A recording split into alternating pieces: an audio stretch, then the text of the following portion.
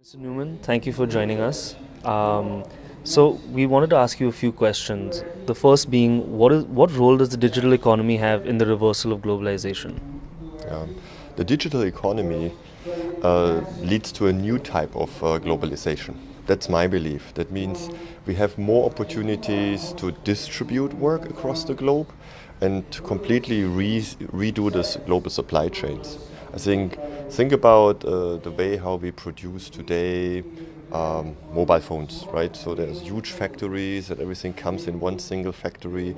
In the future, we will see products that are more individualized, and that will require also different types of a digital smart factory, which in the end also can be anywhere in the world. But that does not mean that today's manufacturing houses of the world will be obsolete tomorrow, because it's also still a matter of scale, about workforce, and about upskilling of that workforce. Right. And as we've all seen, there's a lot of discussion with this global trend of a reversal of globalization. One of those has really revolved around the change in visa regimes. Yep. So, is are these changes, especially a change in a visa regime like the H-1B, is that an opportunity for India's domestic IT industry? As it is with every change, there's always opportunities and challenges. I think on the short run, this may also impact profitability of many companies because they're used to a kind of a model of sending people somewhere and then doing projects. But I believe indeed, in the long run, it will certainly pull some talent back to India. And at the same time, also the Indian IT industry has to change their business model, right? To break the linearity between growth of revenue and at the same time number of people you employ.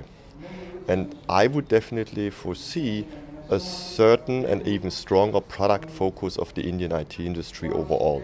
And that indeed gives definitely a lot of reason to believe that we will see change here. You were instrumental in the setting up of the SAP labs in Bangalore, and now it's become one of the largest factories that is there. One of the largest companies in India.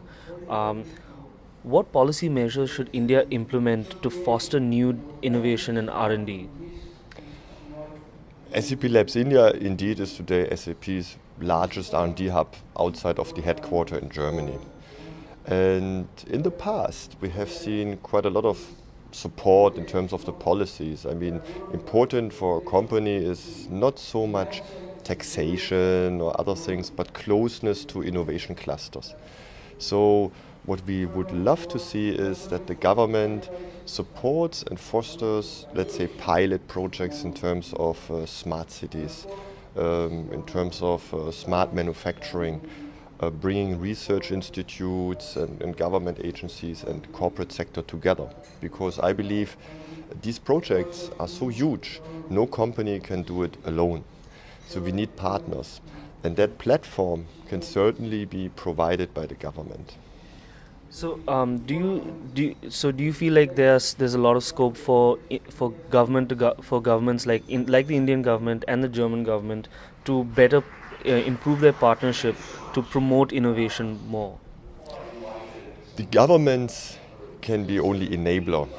I believe a government has usually not the means in terms of changing, let's say, a city into a digital city.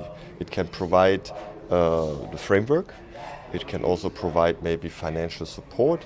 It can also provide a certain ecosystem. But in the end, it also needs, intelligent and innovative companies to come in and transform the way how business is done. And that's in the end where the corporate sector then should partner. So bilaterally, I indeed believe that governments can come together, look at the strengths of both sides, if we talk about bilateral agreements, and then create such frameworks. And we have seen this in the past happening quite a lot and also with reasonable success. Right. Okay. So this effectively means that it's more of the onus is more on the private sector than the government sector. But how can governments further enhance the opportunity for the private sector uh, to find the opportunity to do this kind of development? Yeah, I believe governments can certainly. Yeah, it's not so easy to answer in a single Yeah. sentence, right? Because it's a pretty complex thing. But let's put it this way: for a corporate sector, sometimes it's not so easy to understand really how the governments always work in each and every country, right? Whether an Indian company would to like to do something in Germany or a German company in India, it requires sometimes years of experience to understand how that sector really works. Yeah? So take smart Mumbai, because we are here today in Mumbai. So where do I go as a corporate? To whom do I speak? It would be good to have maybe think about a strategy, cut this strategy into certain projects, tender these projects out, and then basically have a clear and transparent process where corporates can apply and give offers, right? And then basically do it through such a process which should be then fully transparent to everyone. So I believe both sides have to do their homework, but there are huge opportunities here in front of us. Right. Well, thank you for answering our questions, and we look forward to seeing your panel tomorrow. Thank you very much.